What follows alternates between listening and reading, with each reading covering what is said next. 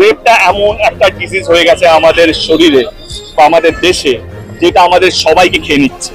আমরা সবাই কাঁদছি, কারণ রেপ যে ডিজিজটা আছে সেটাকে মেরে ফেলতে হবে। তার একটাই ভ্যাকসিন, তার নাম হচ্ছে ক্যাপিটাল পানিশমেন্ট। আর যতদিন না ছেলেরা ভয় পাবে মেয়েদেরকে সব কুকর্ম করতে, ততদিন এই সংখ্যাটা বেড়ে যাবে। আমি এটা বলছি না যে আমি টিএমসি হয়ে বিজেপি, না, এটা আমার দেশের সমস্যা, মানে আমার সমস্যা। আমরা যখন বিদেশে যাই আমাদেরকে ফেস করতে হয় कि अरे अपना यहाँ पे रेप हुआ, ये हुआ, you are getting, you people are like কেন হবে। আমি ভারত সরকারকে একটাই আবেদন করব, আমি আজ অব্দি পলিটিক্যাল স্টেটমেন্ট দিইনি যেটা মনে হবে কি আমি টিএমসি হয়ে বলছি বা বিজেপি থেকে বলছি। না, এটা প্রথমবার যদি কথা বলতে যাই, যদি কেউ এটা বলে পলিটিক্যাল স্টেটমেন্ট, তো yes it's a political statement.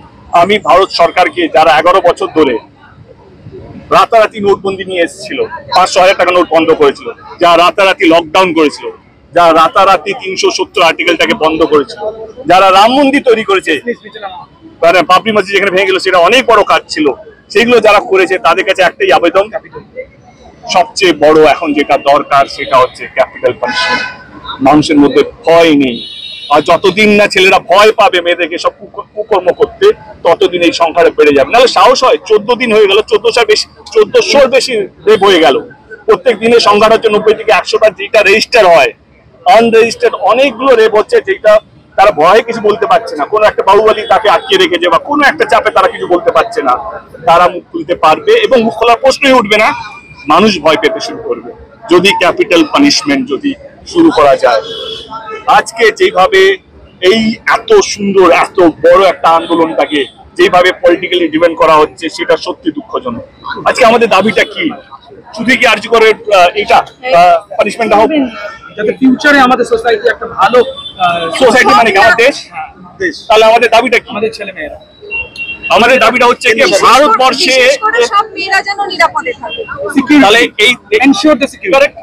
তাহলে এই আন্দোলনটা তো সেই আন্দোলনটাই ছিল। আজকে আন্দোলনটা কোথায় চলে যাচ্ছে? নবান্ন ঘেরাও চলে যাচ্ছে, পলিটিক্স চলে যাচ্ছে। কেন? আমি কোনো দিদির পক্ষে বা দাদার পক্ষে নয়, আমি বলছি রেপটা এমন একটা ডিজিজ হয়ে গেছে আমাদের শরীরে বা আমাদের দেশে, যেটা আমাদের সবাইকে খেয়ে নিচ্ছে। মানে যারা কাজ করে, যেখানে হয়তো আমরা, মানে ইটস নট দ্যাট কে বম্বে আমাদের উপরে হাসছে বা মহারাষ্ট্র আমাদের উপরে হাসছে বা ইউপি, আমরা সবাই কাঁদছি এই কারণে। আমার মনে হয় প্রত্যেকটা পলিটিক্যাল দল একত্র হয়ে কোন রাজ্যে কোন সরকার আছে, কোন রাজ্যে সবচেয়ে বেশি রেপ হয়েছে সেইটা আলোচনা না করে, এই রেপ যে ডিজিজটা আছে সেটাকে মেরে ফেলতে হবে। তার একটাই ভ্যাকসিন, তার নাম হচ্ছে ক্যাপিটাল পানিশমেন্ট। মেয়েদেরকে কেন বার্তা দিতে হবে? হাই টাইম ছেলেদেরকে বার্তা দেওয়া উচিত। আমার এখানে আসা, আমার এই প্রতিবাদে সহযোগিতা করা, আমার প্রতিবাদে আসাটা, এই আন্দোলন যোগ দেওয়াটা একটাই। মেয়েদেরকে কিছু বলার নেই, আমার ছেলেদেরকে বলা আছে, তাদেরকে ভয় পেতে হবে। যদি মেয়েদের ইচ্ছার বিরুদ্ধে, আবার বলছি মেয়েদের ইচ্ছার বিরুদ্ধে যদি কেউ কিছু করতে চায়, এই আন্দোলনটা সেই প্রোটেকশনটা দেবে। এই আন্দোলনটা সেই মেয়েদেরকে সেই সুরক্ষাটা দেবে যে ছেলেরা ভয় পাবে। সে বাংলায় হোক, বর্ধমানে হোক, কাশ্মীরে হোক, কন্যাকুমারীতে হোক, গুজরাটে হোক, ত্রিপুরাতে হোক। কেন? প্রত্যেকদিন আমাদের সোশ্যাল মিডিয়া থেকে কিছু না কিছু আসতেই থাকে। কেনই বা হবে সেটা? কারণ আমরা পলিটিক্যালি এতটা বেশি মোটিভেটেড, আমরা সারাক্ষণ ভাবি যে কিভাবে এই রাজ্যের সরকারটা ফেলবো, কিভাবে ওই রাজ্যের সরকারটা কিনবো।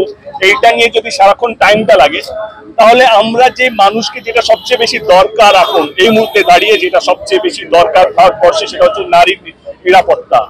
এবং সেটা একমাত্র জিনিস হবে, মানুষ যেন ভয় পায়। এবং ভয় কিভাবে পাবে? যখন এই ক্যাপিটাল পানিশমেন্ট শুরু হবে, 1 মাসে 2 মাসের মধ্যে যেন তারা শাস্তি পায়। শাস্তিটা হচ্ছে একটাই, সেটা হচ্ছে ফাঁসি। কিন্তু 90টা রেপ হচ্ছে, 1 বছর করে দেখান, 1 বছর এইটাকে ট্রায়াল এর বেসে রাখুন, দেখবেন সংখ্যাটা 90 থেকে 9 চলে আসছে। সেটাও ভয় হবে না, শূন্যতে চলে আসবে। কারণ তুমি যদি একটা এক্সাম্পল নিয়ে যদি সবাইকে ভয় দেখাও, বলবে 90টা এক্সাম্পল আছে, কারো তো কিছু হচ্ছে না। এবার তারা তো পেরোলে বেরিয়েও যাচ্ছে, হরিয়ানাতে তো বেরিয়ে গেল, ইলেকশন আসছে বলে বেরিয়ে গেল, সে তো সবচেয়ে বেশি অ্যাকিউজ। তার নামে তো একটা অভিযোগ নয়, দুই অভিযোগ সে যাচ্ছে। কারণ আমাদের দেশটা পলিটিক্স নিয়ে সবচেয়ে বেশি মাতামাতি আছে। বলো কোন রাজ্যে কোন সরকারটা ভাঙতে হবে, এক্ষুনি চলে আসবে। বলো ইডিসি হাতটা শক্ত করতে, সেই লগুলো রাতারাতি চলে আসবে। এমপি থেকে সাসপেন্ড করে দেওয়া হবে লগুলো চেঞ্জ করার জন্য। আমি বলছি না এটা বিজেপি টিএমসি, আমি চাইছি, আমি এই মুহূর্তে যেটা দেখতে পাচ্ছি, বিজেপিও একটাই জিনিস চাইছে, কংগ্রেস একটা জিনিস চাইছে, সিপিএম একটা জিনিস চাইছে, সাধারণ মানুষ একটা জিনিস চাইছে, সেটা হচ্ছে যারা রেপ করেছে তারা যেন ফাঁসি পায়। এবং যারা রেপ শুধু বাংলায় নয়, যারা রেপ আমাদের দেশে করে, প্রত্যেকটা মেয়েকে, তাদের সবারই ফাঁসি চায়।